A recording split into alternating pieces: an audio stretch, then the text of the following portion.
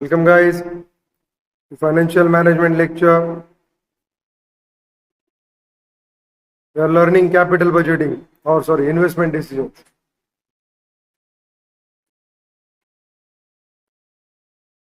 अपन ने cash flow complete किया था ना पिछले लेक्चर में। अभी कैपिटल बजटिंग टेक्निक्स देखने थे ना अपने को। पेबैक पीरियड, एआरआर, ये विदाउट डिस्काउंटिंग, यस और नो। और विद डिस्काउंटिंग में है NPV, pi, IRR, discounting payback, MIRR. ठीक है, कोई दिक्कत नहीं, कर देते खत्म। ट्रेडिशनल नॉन डिस्काउंटिंग, ये क्या है बेटा? यहाँ पे सिर्फ कैश फ्लो देखना है, यहाँ पे डिस्काउंटिंग की जरूरत। टोटल मारो कितने साल में रिपे कर रहा है, खत्म। 100 करोड़ की इन्वेस्टमेंट, हर साल मिल रहे 15 करोड़, स्टेबल सोर्स है 10 साल के लिए, 150 करोड़ आया ना। 6 साल में 90 करोड़ आएंगे, तो 7वें साल में अप्रोक्सीमेटली 8 महीने में मुझे 10 करोड़ रिकवर होंगे। मतलब मेरा पेबैक पीरियड क्या रहेगा? 6 करोड़ 8 महीने, 6 साल 8 महीने, कोई दिक्कत, खत्म। ये है सिंपल पेबैक पीरियड। ये steps in payback period technique छोड़ो, उसकी कोई जरूरत नहीं। अगर यूनिफॉर्म रहा तो total initial capital investment divided by annual expected after tax cash flow, या आफ्टर टैक्स ही बोला था मैंने। चलो एग्जांपल 4 ले लेते, 10 मिनट का काम है। Suppose a project cost of 20 lakhs and yields annually profit of 3 lakhs after depreciation at the rate 12.50% straight line, but before tax is 50%। बेटा उसमें से टैक्स लेस होगा 1.5 लाख रुपया। उसके बाद उसमें डेप्रिसिएशन एड बैक होगा 12.5%। आया ना? 12.5%, मतलब कितना? 20 लाख के 12.5, 2.5 लाख। सो 1.5 लाख में 2.5 लाख ऐड हो गया, कैश फ्लो हो गया 4 लाख का। सो 4 लाख मेरा नेट एनुअल कैश फ्लो है हर साल, क्योंकि स्टेबल है। तो 20 लाख मैं इन्वेस्ट कर रहा हूं, डिवाइडेड बाय 4 लाख का कैश फ्लो, 5 साल विल बी माय पे बैक पीरियड। खत्म, देखो 5 years, खत्म हो गया प्रॉब्लम, ओवर। आसान है ना, चिल्लर है। आगे नॉन यूनिफॉर्म कैश फ्लो, मतलब यहाँ पे स्टेबल नहीं है। ये जो मिल रहे थे, कितने मिल रहे थे अपने को? 3 लाख रुपए, और ऐसा स्टेबल नहीं है। Suppose XYZ Limited is analyzing a project requiring an initial outlay of 2 lakhs and expected to generate a cash flow inflow as follow। पहला 80,000, दूसरा 60, तीसरा 60, चौथा 20। पे बैक पीरियड कुछ नहीं, 80 और 60 140, 140 और 60 2 लाख, क्यूमुलेटिव निकालने का। यस, अल्टीमेटली 220, अपना इन्वेस्टमेंट कितना है? 2 लाख का। सो 3 साल में उसका पे बैक पीरियड हो रहा है, खत्म। 3 साल में रिकवरी हो रही है। आया ना? The pay back period is 3 years। Suppose in example initial outlay कितना है? 2,05,000, तो इसका मतलब 3 साल 3 महीना, क्योंकि लास्ट ईयर में 20,000 का इनफ्लो है। 5,000 का इनफ्लो कवर करने के लिए अपने को 3 महीने लगेंगे, खत्म। तो ये मस्ट डिवाइड करके 3.25 years। यस, 1/4 year, मतलब 3 साल 3 महीने, खत्म। Advantage of pay back period simple है। अरे आना, provides a quick estimate of time, लेकिन प्रेजेंट वैल्यू नहीं है, इसलिए कैलकुलेशन गलत हो जाएगा। Yes, serves as an estimate of project risk, खत्म। Limitation, ignore the time value of money, सबसे इंपॉर्टेंट। आया ना? उसके बाद ignores cash flow after pay back period. क्यों? बाद में कितना तेरे को नेट रेवेन्यू जनरेट हो रहा है मालूम है क्या तेरे को? नहीं मालूम, तो फायदा क्या? अगर आखिर तक घिस घिस के मेरे को सिर्फ इनिशियल इन्वेस्टमेंट ही रिकवर हो रहा, तो झक मारने के लिए इन्वेस्टमेंट करोगे। Then ignoring the long term projects, ठीक है। छोड़ो. Payback reciprocal. As the name indicates, it is a reciprocal of payback period. A major drawback of the payback period method is of capital budgeting is that it does not indicate any cut off period for the purpose of the investment decision. It is, however, argued that the reciprocal of the payback would be a close approximation of the internal rate of return, latter discussed in detail. If the life of the project is at least twice the payback period and the project generates equal amount of the annual cash inflow. In practice, the payback reciprocal is helpful tool for quick estimation of rate of return of the project provided its life at least twice the payback period. Chalo. The payback reciprocal can be calculated. Payback reciprocal is equal to average annual cash flow divided by initial investment. Example से 2 second में समझ जाएगा. It's a payback reciprocal. क्या है ऊपर लिया? Average annual cash inflow. कितना? Average annual cash inflow divided by, हाँ या ना?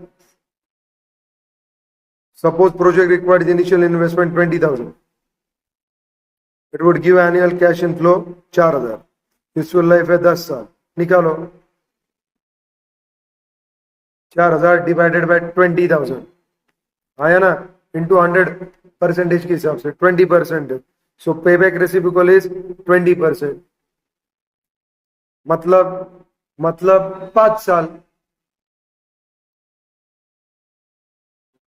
पेबैक पीरियड है, 5 साल का. मतलब 20% हर साल आएगा. मतलब पेबैक रेसिप्रोकल कितना है? 20%. इतना ही इसका मानना है, बाकी कुछ है नहीं. आगे मतलब 1 साल में कितना रिटर्न रिकवर होगा, यस और नो.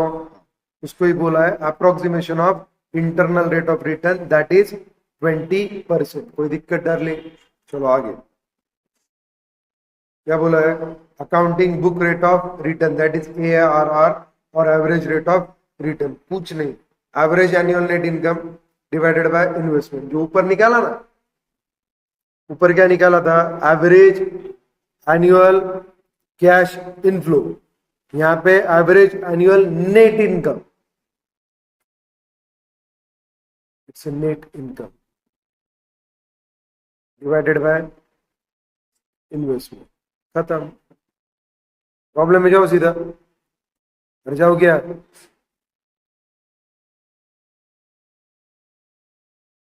पढ़ो. Suppose Times Limited is going to invest in a project a sum of 3 lakhs having lifespan of 3 साल. मतलब डेप्रिसिएशन 70,000. हाँ, सैलवेज वैल्यू 90. 2 बचेंगे, 2 divided by 3, 70,000. The profit before depreciation for each year is 1,50,000. कोई दिक्कत नहीं. 1.5 लाख में से 70,000 का डेप्रिसिएशन जाएगा, बचेगा 80. उसमें से टैक्स जाएगा. दिया क्या टैक्स? चले टैक्स दिया क्या? नहीं दिया. The profit after tax and the value of investment in the beginning and at the end of each year shall be as follows. Profit after depreciation 80,000. Value of investment beginning में क्या है? 3 lakh. And में कितनी होगी? 270. बाद में कितनी होगी? 160. बाद में कितनी होगी? 90. तू बोलेगा ऐसा क्यों? बस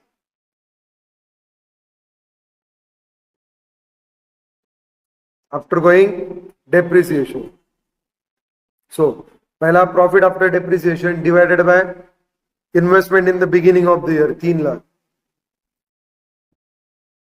पक्का.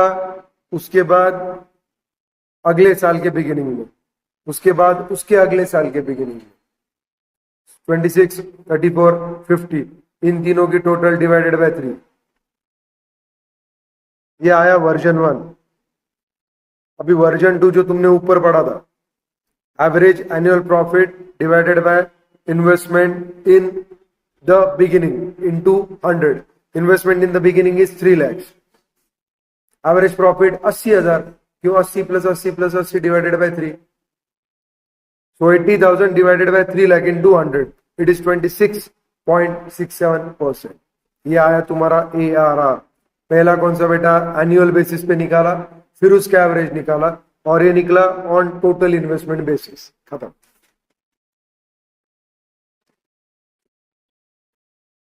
कोई दिक्कत? 100% समझा, खत्म हो गया। सबसे इंपॉर्टेंट अभी version 3, average annual profit, average investment. Average annual profit कितना है, 80, वो तो चेंज नहीं होगा। एवरेज एनुअल इन्वेस्टमेंट 90 छोड़ दो, आखिर में मेरे को कितने मिलने वाले हैं, 90। तो 3 lakh plus 90 divided by 2, minus नहीं करने का। देख, एवरेज इन्वेस्टमेंट 3 लाख प्लस 90,000 जो आखिर में रहने वाली है, डिवाइडेड बाय 2, कितना हो गया, 195। हाँ या ना, समझा क्या? वही दिया है ना, देखना, initial investment minus salvage value plus salvage value divided by 2, वही आएगा ना 195। So 80,000 divided by 195 into 100, 41.03%। Further it is important to note that the project may also require additional working capital during its life, in addition to initial working capital. In such a situation, formula for calculation of average investment shall be modified as follows. 1/2 of initial investment minus salvage value plus salvage value plus additional working capital. Continuing the above example, suppose a sum of 45,000 is required as an additional working capital for the project life.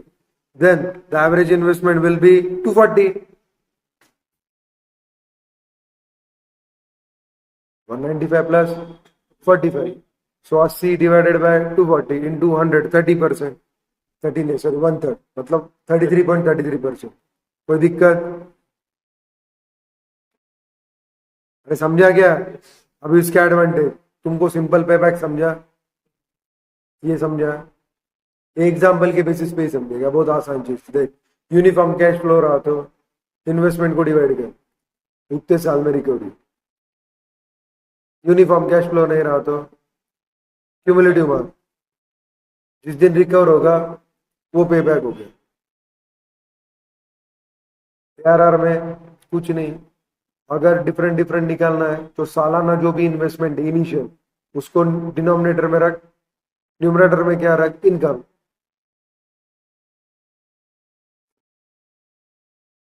3 साल का निकाल, average मार, खत्म कर। दूसरी method रही तो average investment रही तो इन्वेस्टमेंट का एवरेज मार, इनिशियल इन्वेस्टमेंट रही तो इनिशियल इन्वेस्टमेंट ले, ऊपर 80,000 divided by initial investment 3 lakh into 100, वो आएगा 26.67। तीसरे केस में 80,000 ऊपर डिवाइडेड बाय एवरेज इन्वेस्टमेंट 195, जो भी आएगा। उसके बाद अगर फिक्स वर्किंग कैपिटल है तो वो भी ऐड कर, 80,000 डिवाइडेड बाय 240 इंटू 100, जो भी आएगा 33.33। ये चीज तुमने सीखा, हाँ या ना, खत्म। 100%। तो कितने टेक्निक सीखा तुमने, 6। पहले में 2 यूनिफॉर्म नॉन यूनिफॉर्म, दूसरी में 4 initial investment every year, initial investment at the beginning, average investment after considering beginning and end, salvage पकड़ के, then working capital ऐड करके। समझा क्या? This technique uses readily available data that is routinely generated for the financial reports and does not require any special procedure to generate data. क्यों? अब है ही नहीं ना तुम इसमें।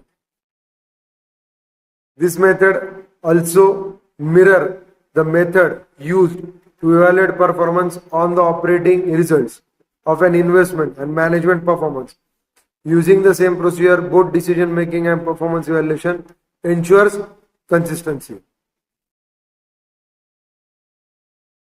Calculation of accounting data return method considers all net income over the entire life of the project and provides a measure of the investment profitability. Natural है, पूरी investment के हिसाब से निकाल रहे अपन profit.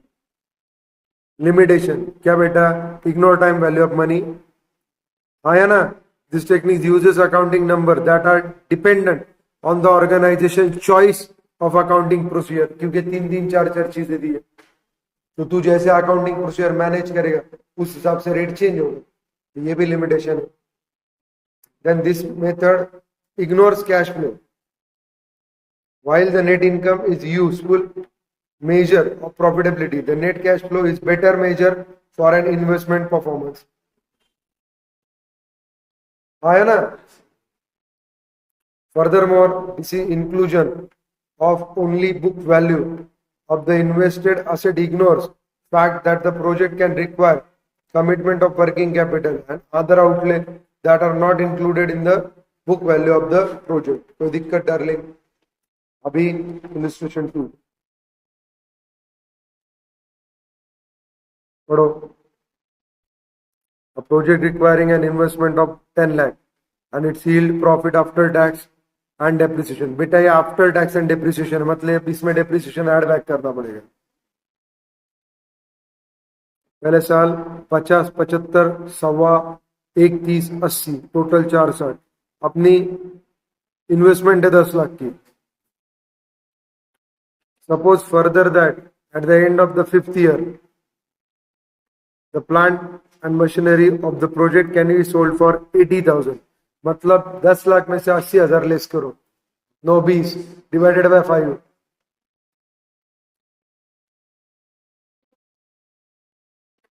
1 lakh. That is your depreciation. उतना add back कर हर साल. Determine average rate of return. अरे एवरेज रेट ऑफ रिटर्न निकालने का ठीक है. ARR निकालने का. ARR कैसे निकलोगे? खुला चीज है.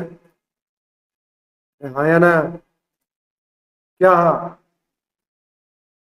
साल के हिसाब से निकालने का क्या कैसे निकालने का? बोलो.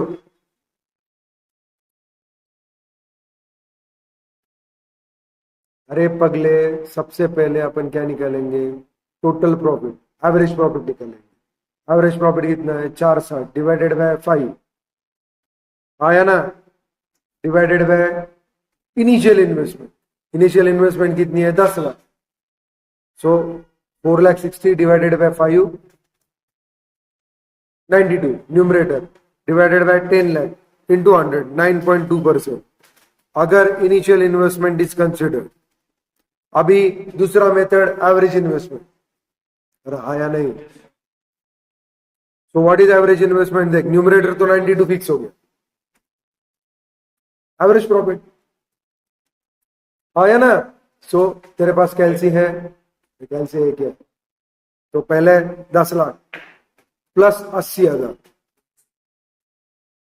डिवाइडेड बाय 2, 540 खत्म. 92,000 डिवाइडेड बाय 540 इंटू 100, 17.04%. कोई दिक्कत? खत्म हो गया.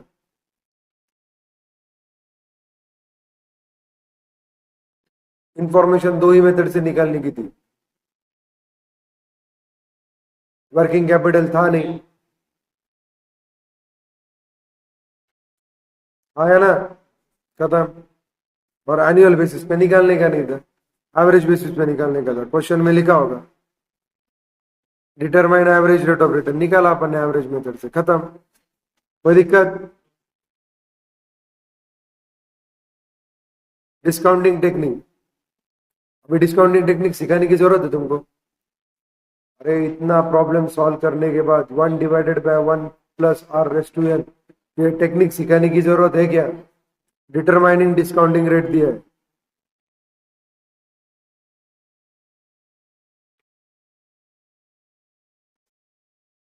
Many organizations choose to use the overall cost of capital or weighted average cost of capital, that is WACC, that an organization has incurred in raising funds और expect to incur in raising the funds needed for the investment. इसको अपन क्या लेंगे, इसको क्या लेंगे, अरे discounting rate are, आया ना, ऊपर एक लाइन है, एन ऑर्गेनाइजेशन में establish a minimum rate of return that all capital projects must meet. This minimum could be based on an industry average or the cost of other investment opportunities.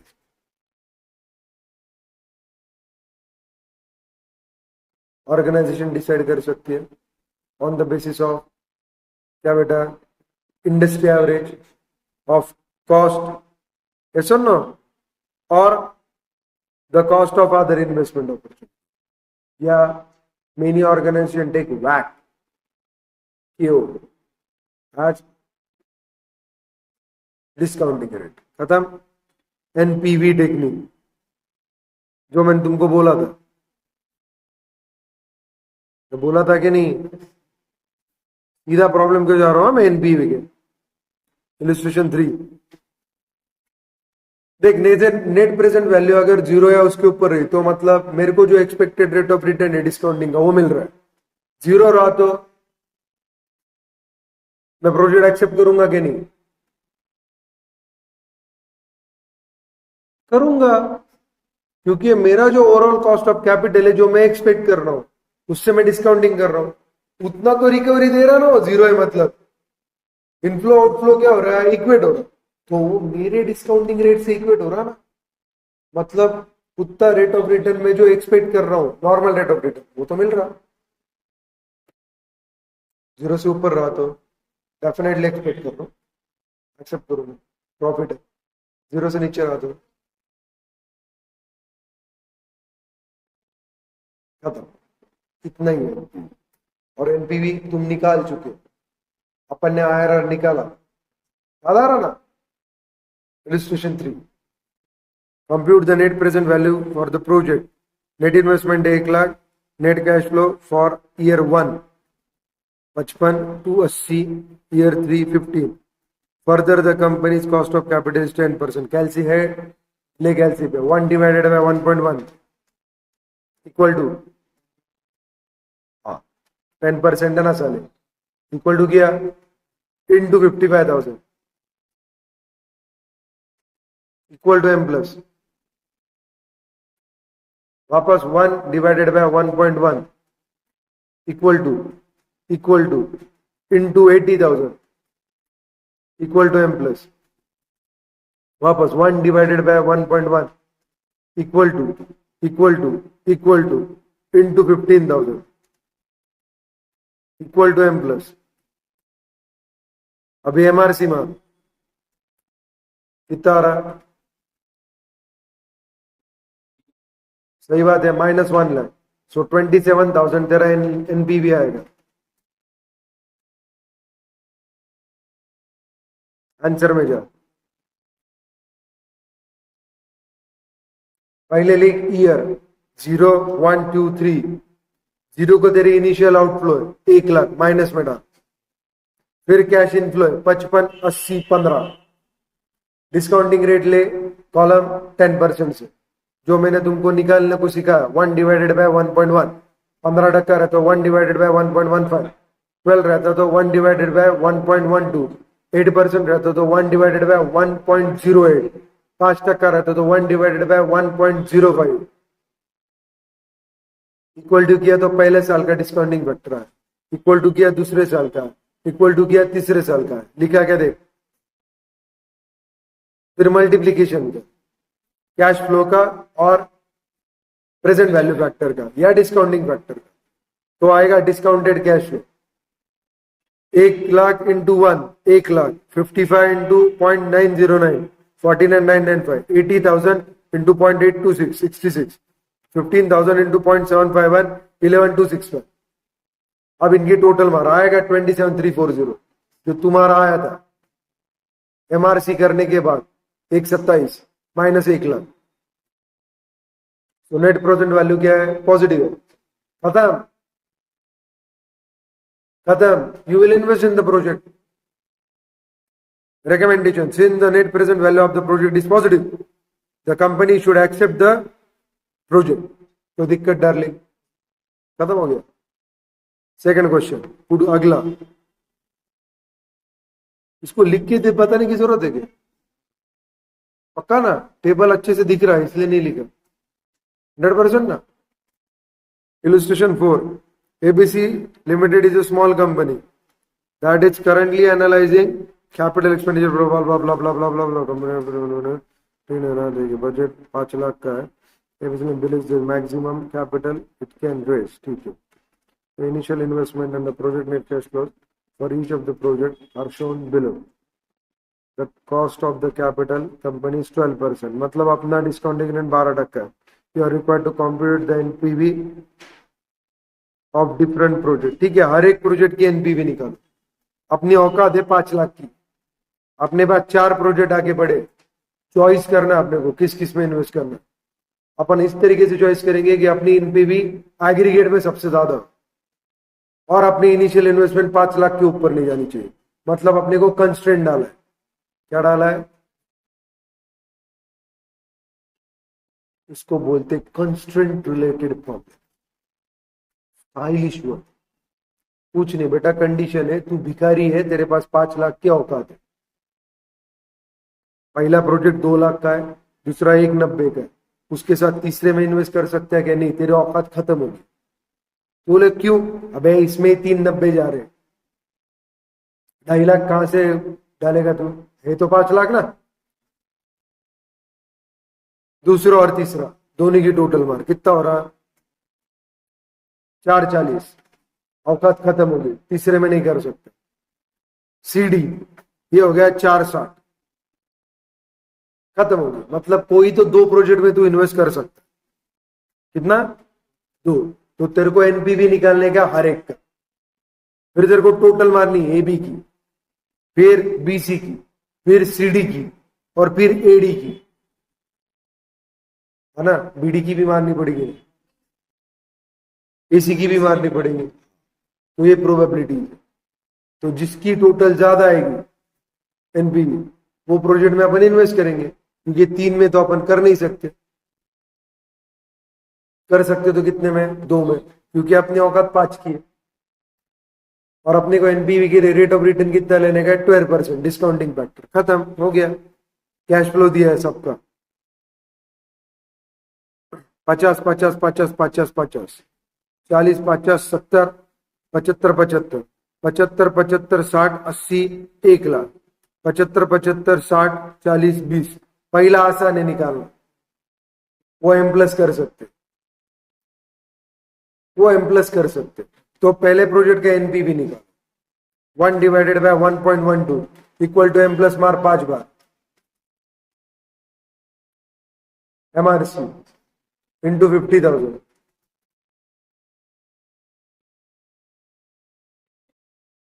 क्या?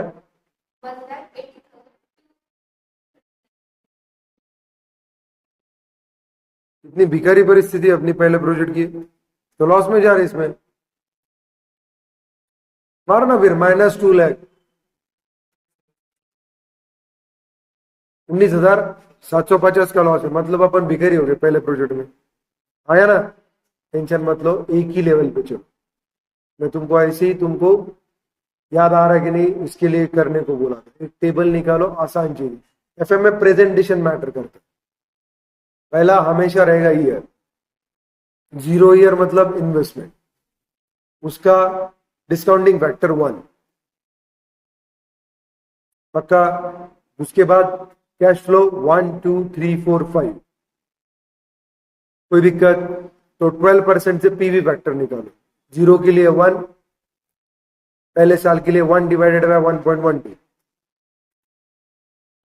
आया क्या? 0.893. अरे देखना मेरे भाई, आया वापस इक्वल टू मार.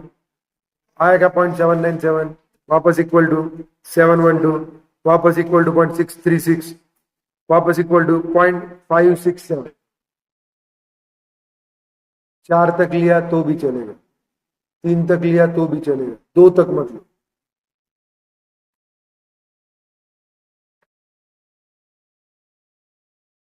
अभी तुम्हारे पास कैश फ्लोज दिए है ऊपर क्वेश्चन में, ये लिखोगे तो तुम्हारा टेबल 8 कॉलम का हो जाएगा। ये 4 कॉलम है ना, इसकी जगह 8 कॉलम हो जाएगा। क्यों? तुम लिखोगे प्रोजेक्ट ए 50 50 50 50 मल्टीप्लीकेशन वाला ये कॉलम जो दिया है। उसके बाद प्रोजेक्ट बी का कैश फ्लो कितना है बेटा? 40 50 70 75 75। मल्टीप्लीकेशन के बाद जो आएगा बाहर ये आया ना,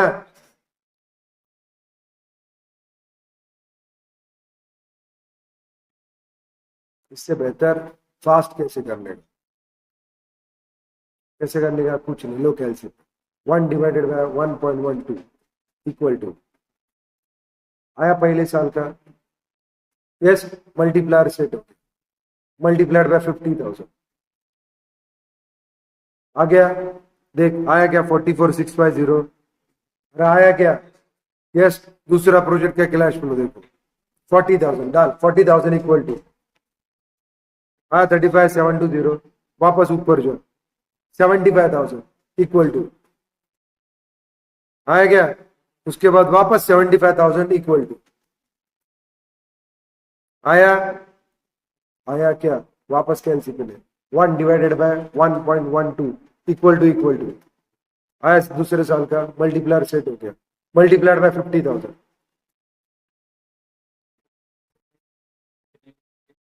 850 आया पहले साल का। दूसरे साल का दूसरे प्रोजेक्ट का भी 50,000, तीसरे का 75 डाल, तीसरा चौथा दोनों सेम है। आया ना? वापस अगला multiplier 1 divided by 1.12 equal to into 50,000। उसके बाद 70,000 इक्वल टू, उसके बाद 60,000 इक्वल टू 2 साल के लिए, दोनों प्रोजेक्ट के लिए। आया क्या? समझा क्या? बाकी के निकालो। प्रोजेक्ट से क्या है बेटा? लॉस है, दूसरे से मुनाफा है, तीसरे से मुनाफा है, चौथे से भी लॉस है। तो मैं किस में इन्वेस्ट करूंगा? बी और सी। क्योंकि वो मैक्सिमम आउटपुट वही देने वाला है।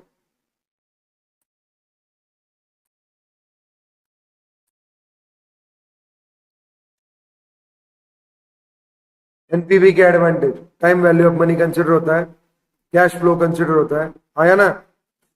The criteria of NPV is दस in conformity of basic financial objective, definitely. Then NPV uses the discounted cash flow, वही चीज चाहिए अपने को। लिमिटेशन, डिफिकल्ट कैलकुलेशन, ऐसा लगता नहीं मेरे को बोल दिया है। Second, the accuracy of NPV depend on the accurate estimation of the two factor which may be quite difficult in practice. Cash flow भी डिफिकल्ट है और रेट ऑफ रिटर्न भी डिफिकल्ट है। Then it ignores the difference in initial outflow. Difference मतलब size of the different proposal etc. while evaluating mutually exclusive projects. Risk associated उसके हिसाब से होगी ना, पीआई प्रॉफिटेबिलिटी इंडेक्स।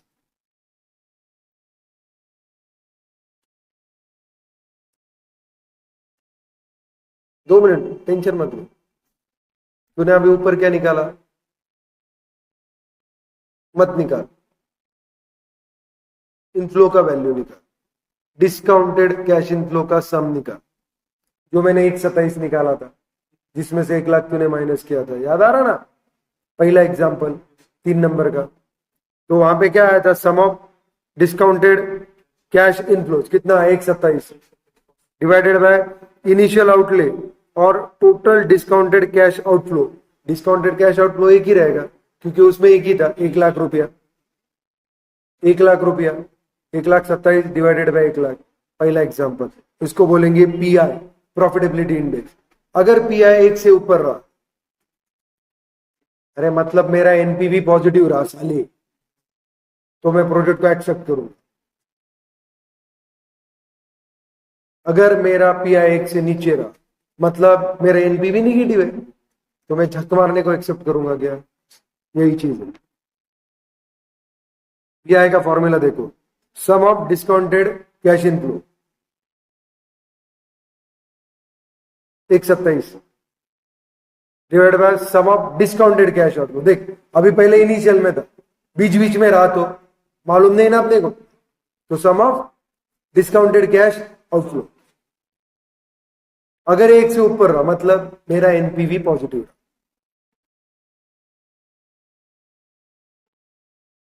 अगर एक से नीचे रहा मतलब मेरा एनपीवी निगेटिव है ना, इनफ्लो कम है आउटफ्लो ज्यादा है, झक मारने को इन्वेस्ट करूंगा क्या मैं, खत्म।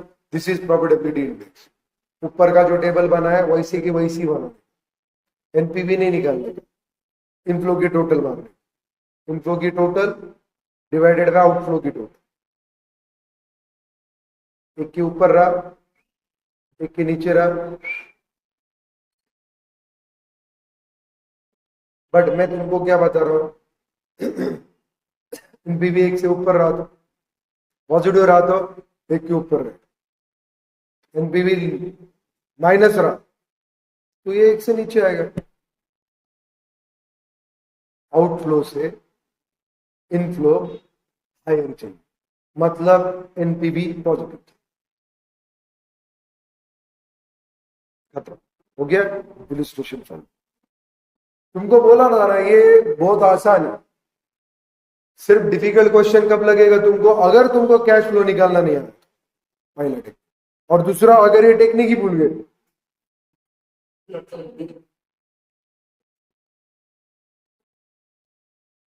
मेरे को लगता नहीं लेकिन भूलने लायक है।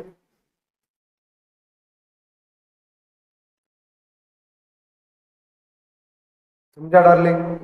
Fifth example, it's a profitability index. हर जगह पे डिस्काउंटिंग फैक्टर लेना है, कैश फ्लो ही लेना। मैंने पहले ही बोला दो ही चीजें, एक कैश फ्लो, दूसरा डिस्काउंटिंग फैक्टर, खत्म। अगर तुम्हारा कैलसी पे होल्ड है और तुम फास्ट में प्रेजेंटेशन और कैलसी यूज कर सकते हो, 50 आउट ऑफ 50। तुम शुरुआत से देखो ना, कंसेप्ट तो सब आसान है। हाँ, जहां पे कंसेप्ट थोड़ी डिफिकल्ट थी वो कैपिटल स्ट्रक्चर थी बस, थोड़ी क्वालिटी कंसेप्ट चाहिए उसमें। हाँ या ना, इलिस्ट्रेशन फाइल थोड़े टंगड़े छोटे कर लो। Okay, suppose we have 3 projects involving discounted cash outflow 550। 3 project अपने डालने, 550 का अपना आउटफ्लो है, 75 का आउटफ्लो है और 1,20,00,000 का आउटफ्लो है। Suppose the further that the sum of discounted cash inflow for these projects are 6,50,000, 95 and 1,30,000 respectively. Calculate the desirability factor for 3 projects. देखो desirability factor मतलब पीआई निकालने का है। तो पीआई का दूसरा नाम क्या है? Desirability factor. किधर है बे साले? ऊपर दिया है, pi, desirability factor, present value index method, तीनों नाम से आया तो भी वो पीआई।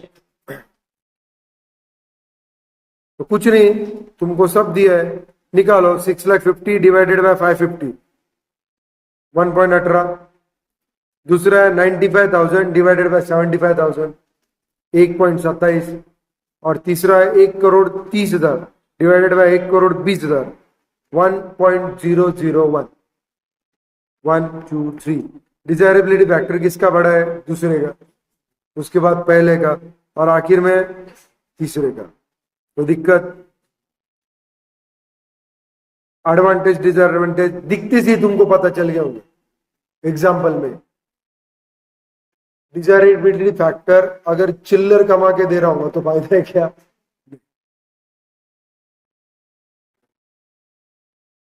और वो अपने को बोल नहीं सकता कि मेरी इन्वेस्टमेंट की वैल्यू कितनी है।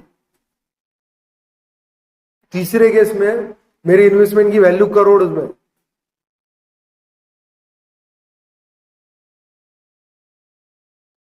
रिस्क भी ज्यादा है। समझ रहे हो बोलने की बात? द कंसेप्ट यूज, फायदा क्या है? टाइम वैल्यू ऑफ मनी है। उसके बाद क्या बेटा? It is relative measure of the project profitability, ultimate profitability निकल गई कितने टक्के से। पहला 18% दे रहा था, दूसरा 27% दे रहा, और तीसरा 1% भी नहीं दे रहा, 0.1% दे रहा। 1% रहता तो 0.1 रहता था, ये 0.01 है, तो 0.1% आया ना। और उसमें रिस्क भी ज्यादा है, क्यों? इन्वेस्टमेंट बढ़ा है, यही दिया है देख। फेल्स एज अ गाइड, क्यों? In resolving the capital rationing where projects are indivisible. Second, one single large project with high NPV is selected. Possibility of accepting various several small projects which together may have higher NPV than a single project is excluded. बड़ा ले लिया बोकंडी, छोटे छोटे ज्यादा कमा के दे रहे थे, नहीं गए वहां पे। Also, situations may arise where the project is lower profitability index selected may generate cash flow in such a way that the another project can be taken up 1 or 2 years later, the total NPV in such a case being more than the one with the project with the highest profitability index. The profitability index approach thus cannot be used indiscriminately, but all other types of alternative of the project will have to be worked out. मतलब एक को पकड़ के तुम decide नहीं कर सकते, तुमको 2, 3, 4 पकड़ने पड़ेंगे। तो आगे चल के अगर ज्यादा प्रॉफिटेबल अपॉर्चुनिटी आ रही है, तुम ज्यादा बड़े प्रोजेक्ट में घुस गए, तुम खत्म हो गए। और 1 करोड़ डाल के भी 10,000 मिलने वाले, 75 डाल के 95 मिल रहे, उसमें तो 20,000 मिल रहा ना। तो ऐसे 10 प्रोजेक्ट किए वाले परवड़ते। समझा? आगे IRR, ये तुमको मैंने पहले ही सिखाया। 15% से निकालेंगे, 20% से निकालेंगे, एक से पॉजिटिव में रखेंगे, दूसरे से निगेटिव में जाएंगे, निगेटिव पॉजिटिव का बैलेंस करेंगे, और उसको कहां पे लेके आएंगे? 0 पे। मतलब वो रेट पे अपन क्या एज्यूम करेंगे? मेरा एनपीवी 0 है, so that will be my IRR, इतने में मेरे को मिलने वाला है। समझा क्या? बस। अरे याद आ रहा क्या मैंने बोला था? इतना बड़ा पढ़ने की जरूरत नहीं डालनी, सीधा प्रॉब्लम में जाऊंगा, खत्म हो जाएंगे सब। इलस्ट्रेशन 6 क्या है बे? पेबैक पीरियड निकालने को बोलते हैं।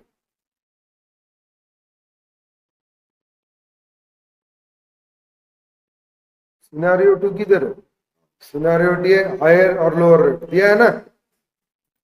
इलस्ट्रेशन 7 दिया, ये भी IRR ही निकालने का है ना। पहले 7 लो, फिर अपन 6 लेंगे।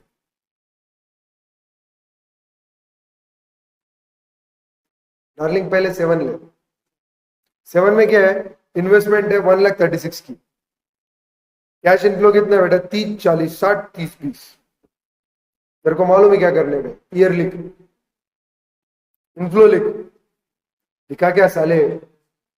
डिस्काउंटिंग फैक्टर ले, एज्यूम कर 10%।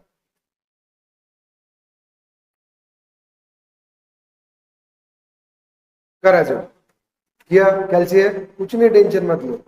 1 डिवाइडेड बाय 1.1 इक्वल टू 909 आया, इक्वल टू 826 आया, इक्वल टू 751 आया, इक्वल टू 683 आया, इक्वल टू 621 आया। मल्टीप्लाई मार 30,000 into that, 40,000 into that, 60,000 into that, 30,000 into that. Yes, 30 into 9.1 27 आया, 40.826 33,000 आया, 60 इंटू 0.751 45,000 आया, 30,000 इंटू 0.683 2490, 20,000 इंटू 0.621 12,420। कोई दिक्कत? टोटल प्रेजेंट वैल्यू में 1,38,280 लेस इनिशियल इन्वेस्टमेंट, मतलब 1,36। जो ऊपर लिखा तो भी चलता था, नीचे लिखा तो भी चलेगा, अल्टीमेटली निकालना है एनपीवी। पॉजिटिव आएगा डार्लिंग, 2,280, 10% से पॉजिटिव है। आगे जाना पड़ेगा। ताकि मेरा प्रेजेंट वैल्यू ऑफ इनफ्लो कम हो जाए। ताकि मैं, तू बोलेगा सर आगे क्यों जाऊं सर, पूछो ना। अबे येड़े, मल्टीप्लायर कम हो गया तो मल्टीप्लीकेशन का आउटकम भी क्या होगा, कम, तो उसकी टोटल भी क्या होगी, कम। तो 10% की जगह में 12% ले लेते, तेरे को 15 लेने का। 2200 है, मतलब अपन 12% से भी खेल सकते हैं। यहाँ पे कितना है देख, 12 ही है ना, क्या बोला था मैंने, क्यों बहुत ज्यादा करीब आ गया ना पॉजिटिव, 112 से ले लेते, आया ना। ले 1/1.12 इक्वल टू आएगा 0.893, डाल दिया, equal to 0.797, equal to 0.712, equal to 0.363, equal to 0.567। ये वैसी की वैसी पहले दो कॉलम, ईयर और इनफ्लो, मल्टीप्लीकेशन में 30 इंटू दिस 26,000 आया।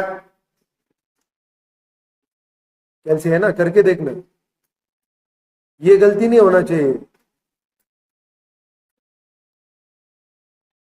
हाँ वापस कैलसी पहले 40,000 इंटू 0.9797। अरे तुम्हारा कैलकुलेशन बात चाहिए एफएम के लिए, आया ना। उसके बाद 60,000 इंटू 0.712 आया।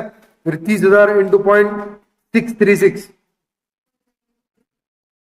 कितना आया। उसके बाद 20,000 इंटू 0.567। यस, सबको एम प्लस मारा, मारा ना। अब उसका एमआरसी मारो, टोटल अपने आप आ जाएगी। अरे करने की जरूरत नहीं ना, वापस भी तुम लोगे टोटल मारो, क्यों, मल्टीप्लाई करने के बाद एम प्लस, मल्टीप्लाई करने M plus, multiply M plus, multiply M plus, multiply M plus, MRC आ गया 1,31,810 आया क्या। एक 36 माइनस किया, भाई एनपी में आएगा माइनस में, तुमको तो मालूम है 4190 माइनस में, प्लस डार्लिंग क्या है तेरा ऊपर 2280 आया ना, आया डार्लिंग, इक्वल टू, अरे भिखारी टोटल मार के बताना,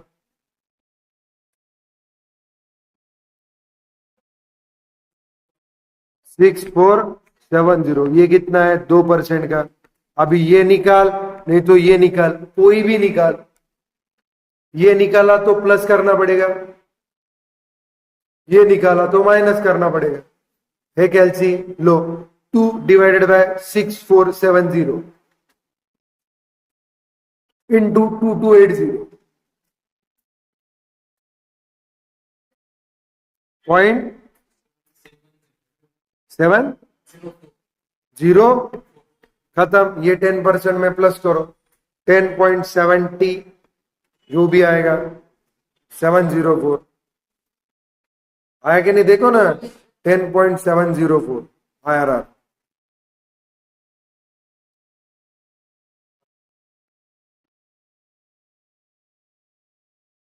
मतलब यहां पे एनपीवी 0 है।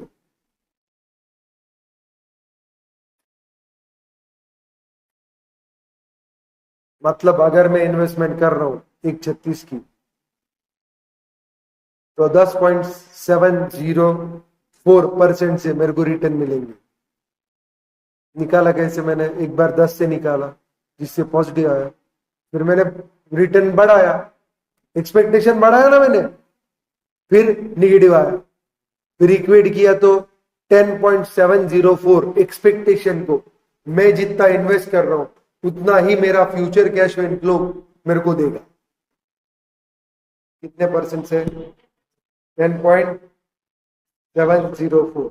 समझा इलस्ट्रेशन। अब 6th इलस्ट्रेशन में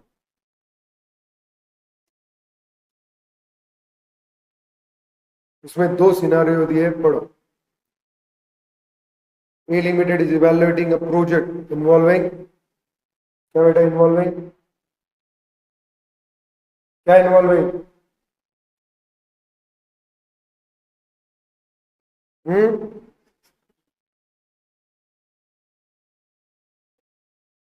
involving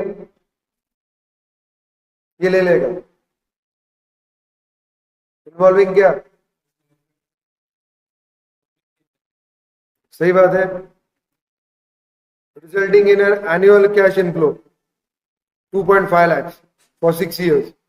Assuming salvage value of the project is 0. salvage value क्या है, IRR निकालने का, निकाल। पेबैक पीरियड कितना है, 4 साल का। 4 साल मतलब ARR है ना तुमको, 4 साल से डिवाइड करेगा तो 25%। आया ना, टेंशन मत लो, मैं बोलता हूं। ये टेबल से निकालने को बोला भाई। First of all we shall find an approximation of the पे back period. 10 lakh divided by 2,50,000, it is 4।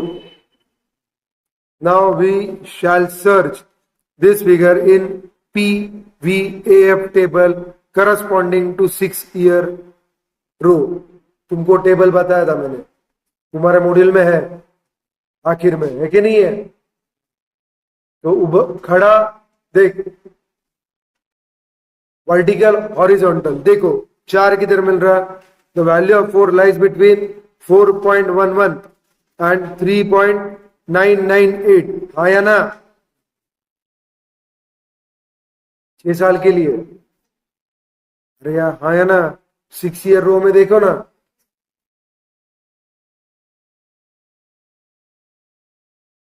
तो उसका करस्पॉन्डिंग डिस्काउंटिंग रेट क्या है, 12 and 13% रिस्पेक्टिवली।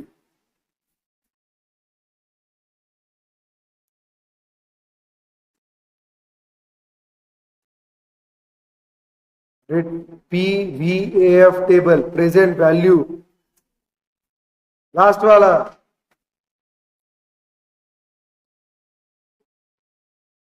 सिक्स ईयर में देख, क्यों प्रोजेक्ट का लाइफ 6 year का है,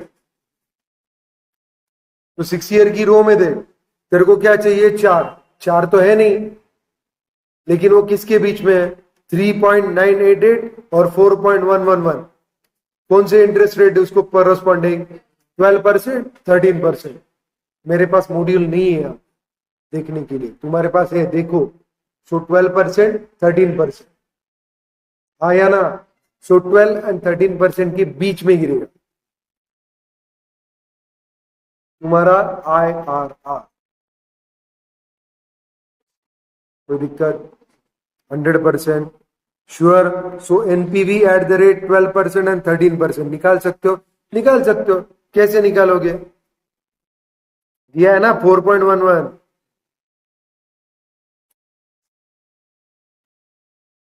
अरे दिया है ना, सीधा वही तो टोटल है प्रेजेंट वैल्यू फैक्टर की एट द रेट 12% से। सो 2.5 लाख पर एनम इंटू 4.111 करना है, -10 लाख। ये प्लस क्यों किया मेरे को मालूम नहीं, बट ये माइनस, अरे सॉरी ब्रैकेट है ना साले, माइनस ही है ना, -10 लाख। ओके, सो 27,750 प्लस आया। दूसरा देख, 3.998 इंटू 2,50,000 -10 लाख, कितना आया, 500। तो मैंने जो तुमको तरकीब सिखाया था उसको लो वापस, क्या है, 27,750 प्लस 500, कितना है बेटा ये, 28,250। कितने परसेंट को है, 1% को। तो 500 के लिए कितना, रिवर्स जाने का रहा तो प्लस करने का रहा तो 27,750 के लिए कितना, तुमको जो निकालना है वो निकाल। चल 27,750 के लिए निकालते, लो 1 डिवाइडेड बाय 28,250 इंटू 27,750, 0.978 आया होगा, 98 आया, आ गया तो ठीक है। 12.9823%। उल्टा निकाला तो 500 से मल्टीप्लाई कर 500 इक्वल टू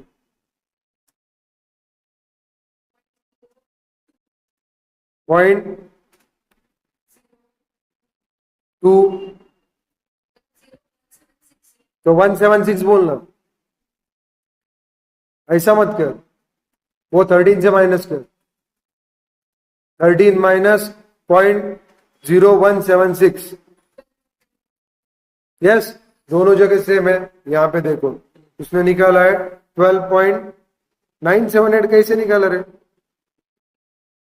अपन ने तो सेम किया था। ये ऐसा नहीं आना चाहिए, कैलसी पे वही आए तो इसका अप्रोक्सीमेट है, छोड़ो। ओके समझा ना, और यही कैलकुलेशन है ना, 27,750 डिवाइडेड बाय 28,250 निकालो, 0.9823 आ रहा है क्या, फिर इसका 978 क्यों आ रहा है?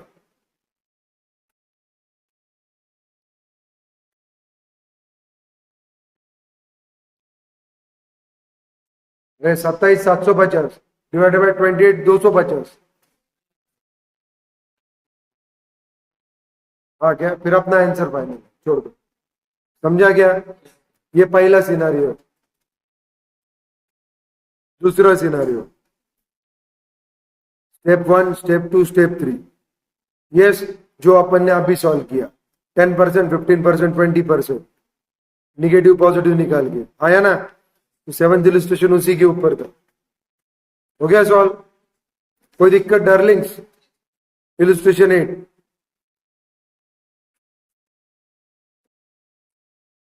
फिर एक्सेप्टेंस रूल नाम की एक चीज है, कैसे है, उसके बाद internal rate of return and mutually exclusive project, उसका एक 8th एग्जाम्पल है, 9th एग्जाम्पल है, आया ना? चलो कहां पे थे अभी? हाँ तो इलस्ट्रेशन 8 पढ़ो।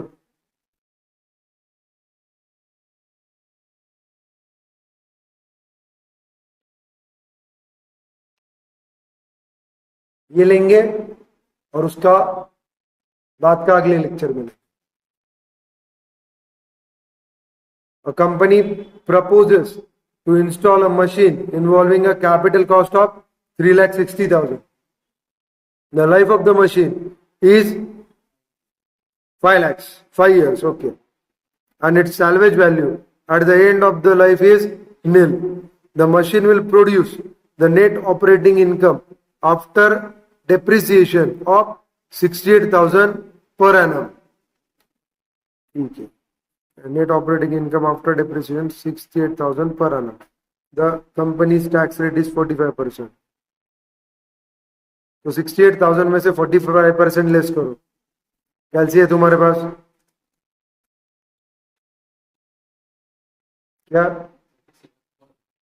37,000 प्लस, एक काम करो, 3,60,000 डिवाइडेड बाय 5, 72 प्लस जो 37 आया था,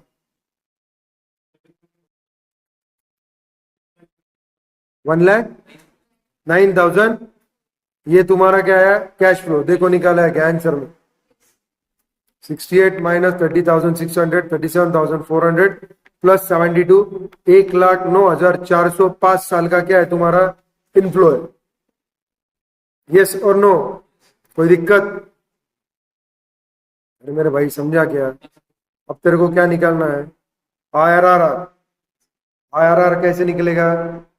5 साल का टेबल में जा, अरे जाना साले, कैलसी है, रुक, टेंशन मत, तेरे को क्यूमुलेटिव फैक्टर वहां पे ढूंढना है। कहां पे? PVAF टेबल में। कितने साल का है तेरा? 5 साल। इक्वेट करना है ना, तो क्यूमुलेटिव फैक्टर तो निकालना पड़ेगा, वो मल्टीप्लायर है, सो मल्टीप्लायर मतलब इसको डिवाइड करना पड़ेगा। ले 3,60,000 डिवाइडेड बाय 1,09,400, 3.29 PVAF फैक्टर में जो 5 साल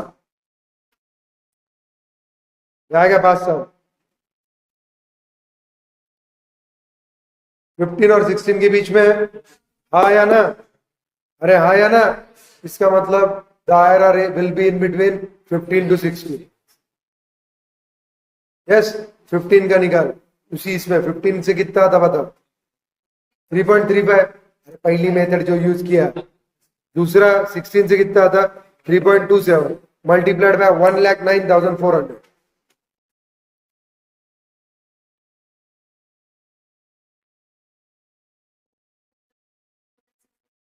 थ्री लैख 66,490 मतलब प्लस आया 6,490।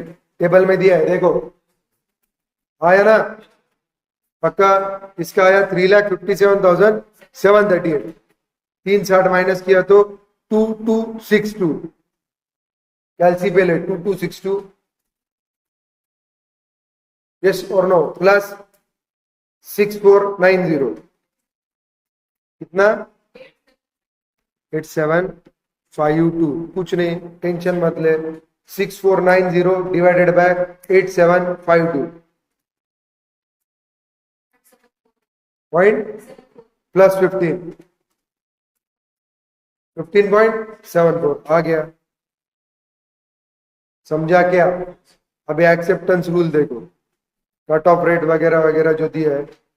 देख, अगर आईआरआर अपने कट ऑफ रेट या वैक से ज्यादा रहा, we will accept the proposal. मेरा केओ रहेगा 12%, वैक रहेगा 12% और यहाँ पे 15.74 आ रहा, तो मैं एक्सेप्ट करूंगा।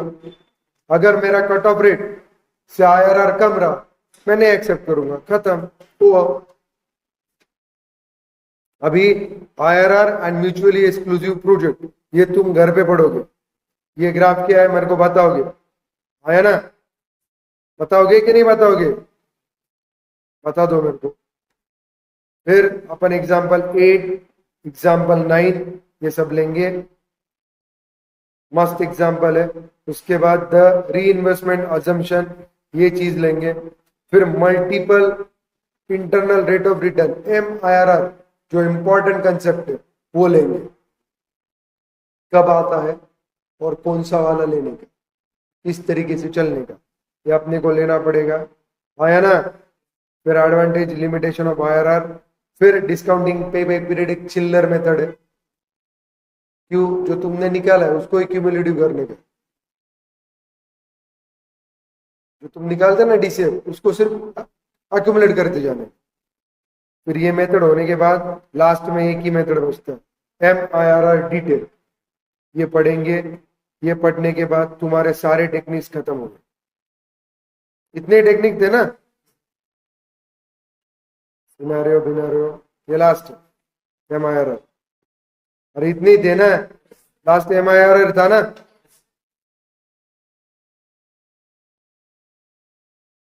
आया ना? फिर से प्रॉब्लम रहेगी। सिनेरियो 3 फिर इलस्ट्रेशन 12। क्या हो बेटा?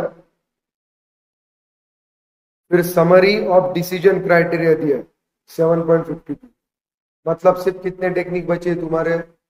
2 ही, वैसे सोचा जाए एरी है, बट 2 ही टेक्निक बचे। एक MIRR जो इंपॉर्टेंट है सबसे ज्यादा, और पे बैक पीरियड, डिस्काउंटिंग पे बैक पीरियड, ये इजी है। तो अगले लेक्चर में ये 2 टेक्निक अपन डिटेल में सीखेंगे, और ये जो है समरी यहां पे आके खत्म करें। आया ना? फिर स्पेशल केसेस वगैरह आगे की चीजें उसके अगले लेक्चर में। तब तक इसको रिवाइज करो। कोई दिक्कत? थैंक यू, बाय, बराबर।